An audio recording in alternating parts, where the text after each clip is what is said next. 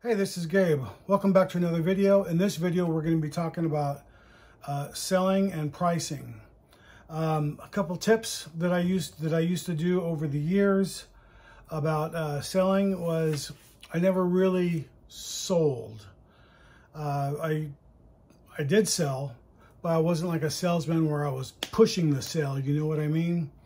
So my idea of selling is leading the customer in and have them want to make that decision before they even know it. What do I mean?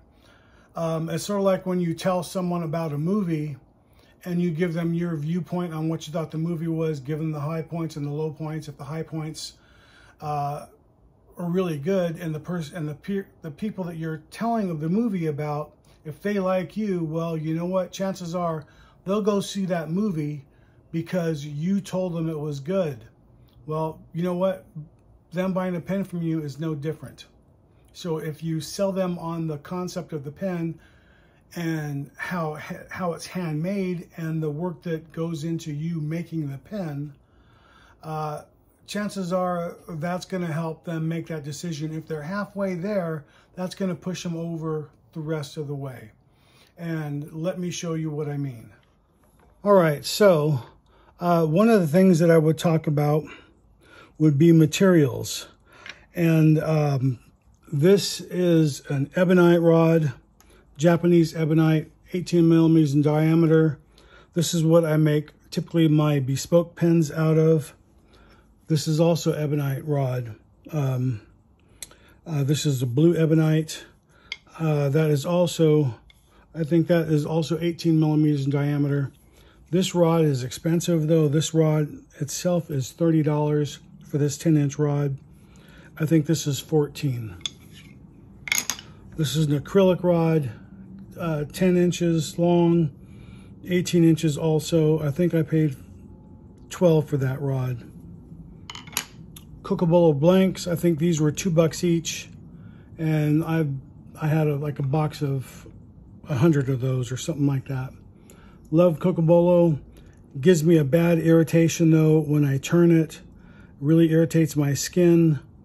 So I like to talk about the hazards of the wood, because not all people realize that exotic woods or some exotic woods are toxic in nature to people. So I like to talk about the health hazards. And so also what makes them look so good is also an inherent danger. This is an acrylic blank. When I show them acrylic pens, I show them what the blanks look like when they start out, a square blank versus an acrylic rod. And a segmenting blank. This is a terrible example of a segmented blank, but you get the idea. So when I show them a segmented pen, let's see if I got one here.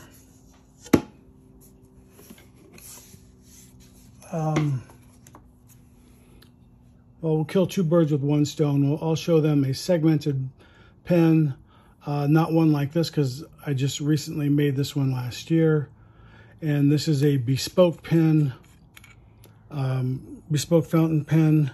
So this started out as a rod like this, and all the work that goes into it. There's a video I did on my channel. It's called Schizophrenic, if you want to see how this one here was made. But basically a blank like this and a rod like this. No kits. This is not a kit. So I'll explain, like this one here is $4.50. So, and if you look up close, you can see why. You can see even dots here, here, here. See the Celtic knot. There's just a lot of work. I actually spent about a week working on this pen, and then the clip itself is made from a 50 caliber cartridge, as are most of my my Bespoke pens. This was the look that I really was going for quite a while. I've since then changed that look, but anyway, you can see how much work goes into making one of these. So besides it's a Bespoke pen, so that it's not a kit, everything's totally from scratch. So that's why the price was $4.50.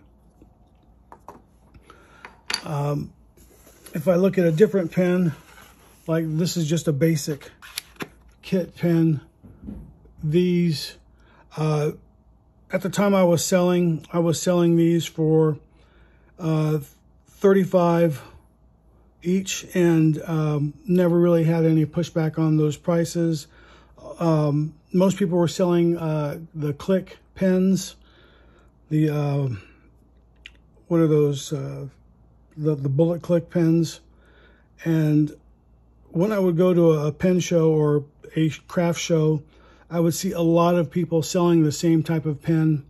So there's no way to really differentiate what you're selling from what they were selling if you were selling the same type of kit as them. Plus, one of the things I would also do is I would have a kit, and I would tell them, this is what the pen starts out like, and then in combination with this wood and about an hour's worth of work, this is what you end up with. So, you know, a really cool pen. The shape is unique to my design. I'm sure it's been copied since, but anyway, you get the idea. This is Australian lacewood, and that looks really good. And like I said, $50 each. If I'm selling these online, that's what I sell for now, $50, because I'm including that with shipping, so they don't have to pay an extra price. So with the cost of inflation, it's been, like I said, 5 years since I used to sell. So with inflation and everything and the cost of wood, $50 is a fair price for the amount of time and the amount of tools that you have to buy in order to do something like this. So don't be afraid to ask for your time. Most people say you can't charge for time. Totally wrong. I think you should be able to charge for time. Otherwise, why do it? When it comes to Celtic knots, I like to explain the process of how I do a Celtic knot. I sort of touched on this in the previous video. This is what a Celtic knot looks like. It's not a completed cut all the way through, so it looks like a Z all the way around. And you can see where the cut stops right there. And as you start to turn it, it's not totally complete all the way around. And then as you turn it down further, everything is perfectly aligned. So anyway, that's how a Celtic knot looks. It's not a decal. It's not something that's painted on a pen. So this would also aid in selling, because when I was selling a Celtic knot pen, I would ask for $10 more. Not much at all, considering the amount of work that has to go into each one of these. So that was just a little thing to help push over the edge, you know, because people really liked the way they looked. And if they could actually see the amount of work and how each one of these slices of wood overlays over one to another, then they really get it. So anyway, I hope that helps as far as that goes. When it comes to steampunk pens, I liked having these. This is an Emperor pen kit. And this I got from, I think, Turner's Warehouse. And these are expensive kits. These are $50 kits. I don't know what they are now, but several years back, that's of course over carbon fiber. I've got a lot of the jewels showing. And I would also have a blank so you can see what the process is, so that the customer would know, wow, okay, that is really cool. There is a lot of work that actually goes into that. And I was selling these for $600. But I would also get rid of the basic Daycom nib, and I would put in a Joe number 6 fine nib, because I like using Joe number 6. And then I would also replace these over here. This is a Schmidt style converter, not the basic one that comes with it. And so this will be completely upgraded inside and out. So, you know, I've got almost $100 into one of these particular pens before we even sell it. And I've had people ask, well, can we write with it? And I would say no, not unless they were going to buy it, because it's only new once. And most people, they just want to waste some time when they're looking. So, and if they can write with it, okay, great. But I would, if you do want to sell fountain pens, have a fountain pen available for them to use to write with, not one that they're actually looking at to buy, because you don't want them using a pen and then now all of a sudden it's not new anymore and they're just going to walk away. So that's not cool, but that's the way people are. So you have to expect that.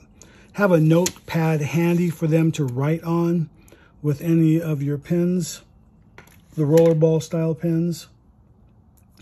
I used to like to have my displays. I would have a card, like one of my business cards, and I would have it marked, everything in the box is X amount of dollars, or I would have a tag on here, with the price tag dangling off of it saying how much everything costs. So it was clearly visible. That way you weren't going to give a special price to someone and not someone else. So be fair above all.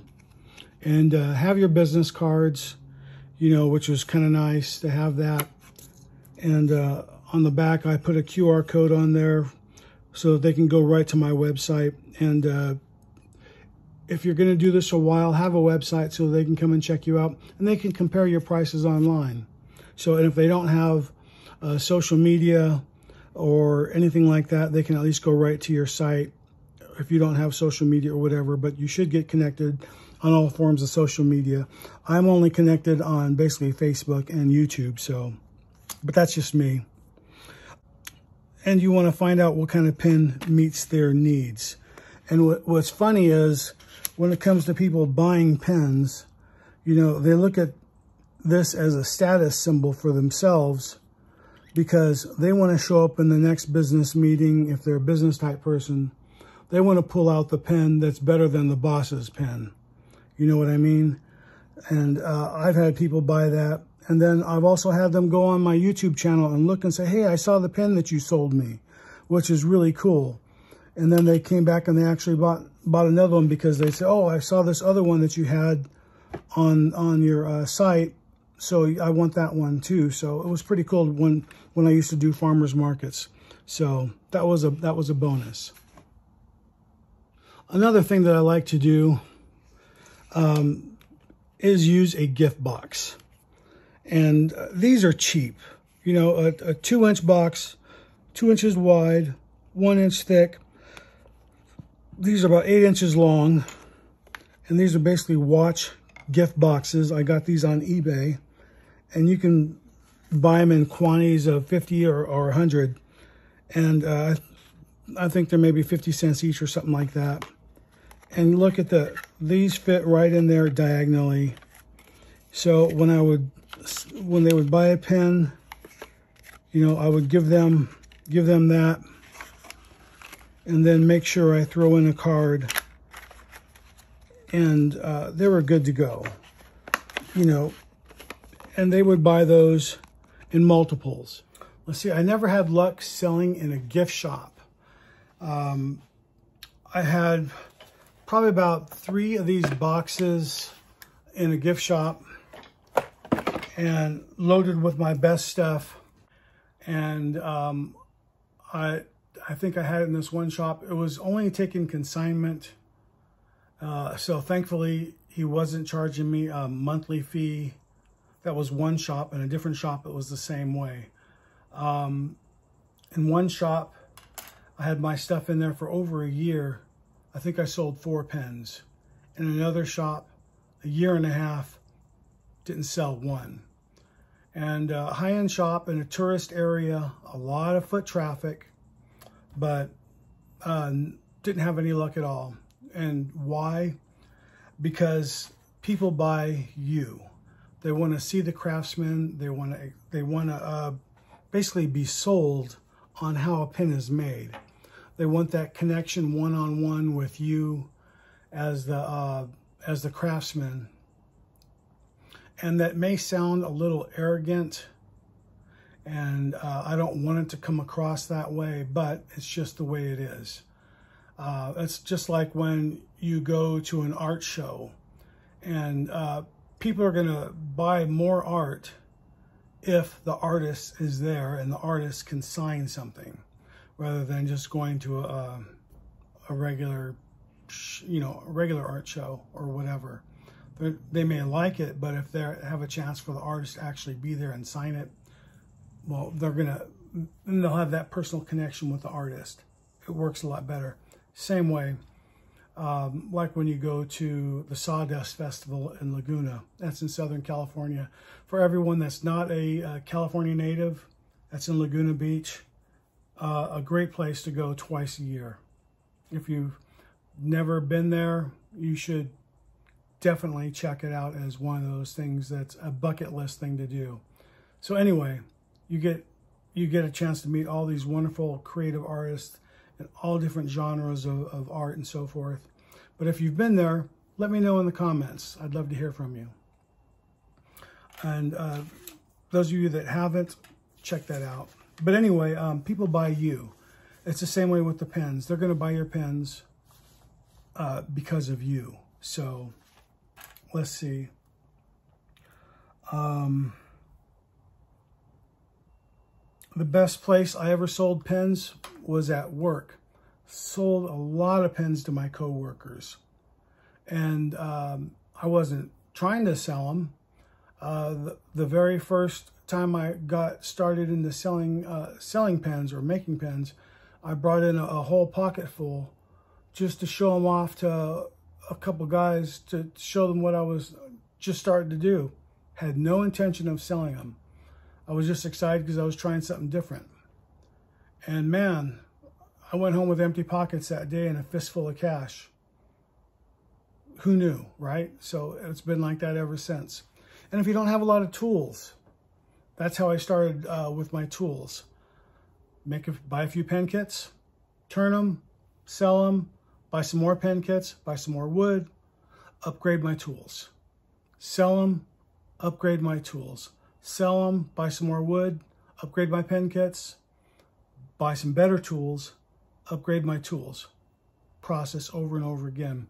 While I worked, that was great. So having not worked in the last 5 years because of my back injury, total break, right? But I still have my tools. I didn't let all my tools go. So anyway, that's how that sort of works. My coworkers were great. You know, if there was a problem with a pen, they knew they can come to me directly. They didn't have to call me because they'd see me every day at work. So, and if there was a problem, hey, I lost a spring or my pen ran out of ink. No big deal. You know, I gave them a refill when they bought the pen anyway. But you know what?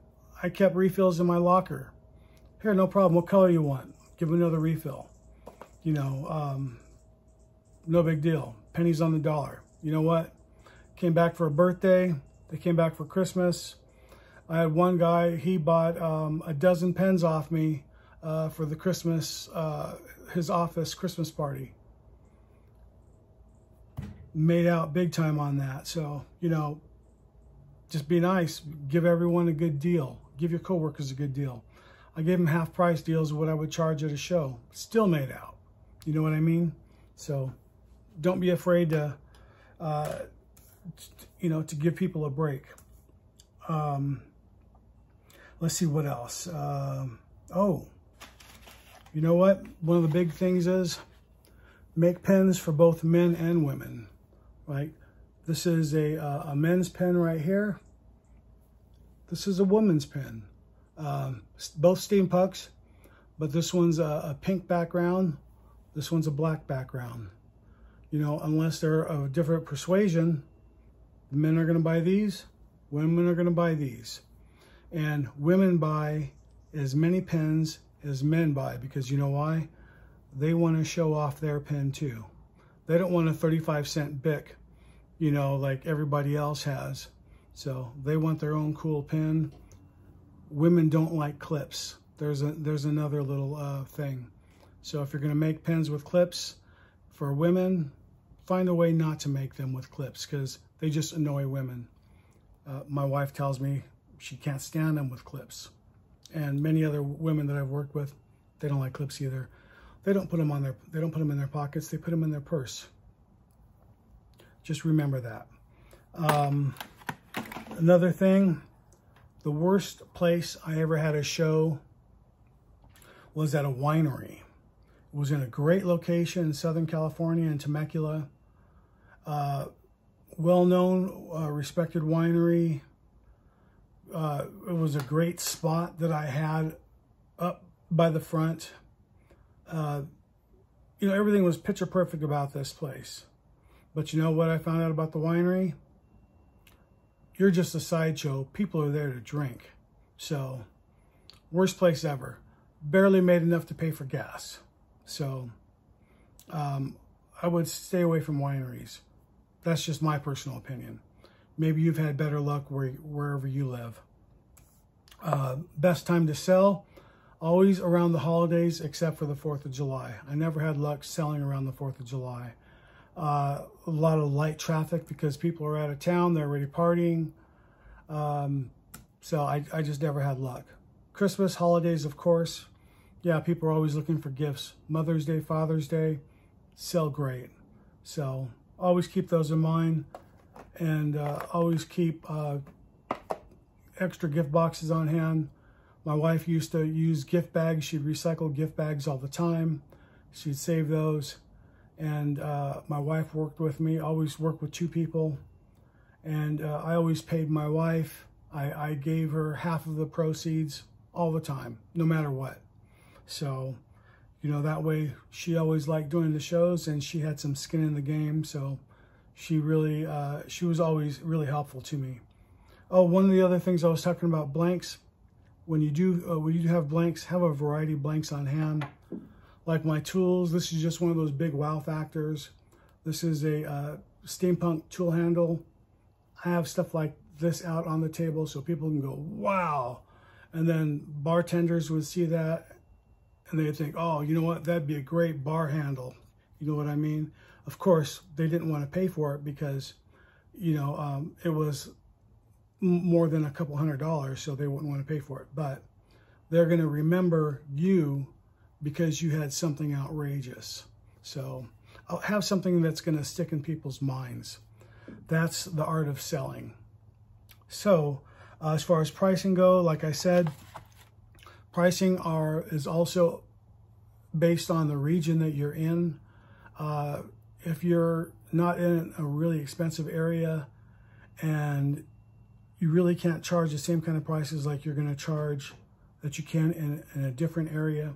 So you have to be regional with your prices, but you got to be fair at the same time. You got to be fair to yourself more than anything. So you got to charge for your time. As far as time goes, 3 times the price of what you got into your pen. Like I said, if you've got $100 into a pen, then you better be charging $400 minimum. If you've got a lot of time involved, it takes a lot of money and a lot of time away from your family and away from your wife or your husband, depending on your situation. So you got to be able to charge for that and make up for that. Okay, so that is about it as far as this video goes.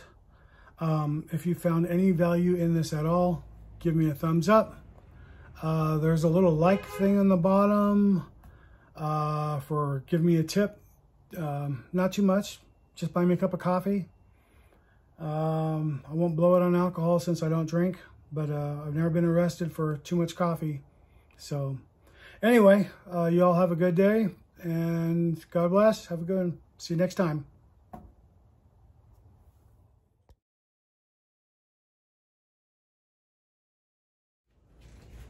Hey, this is Gabriel Castro. Thanks for watching my YouTube channel.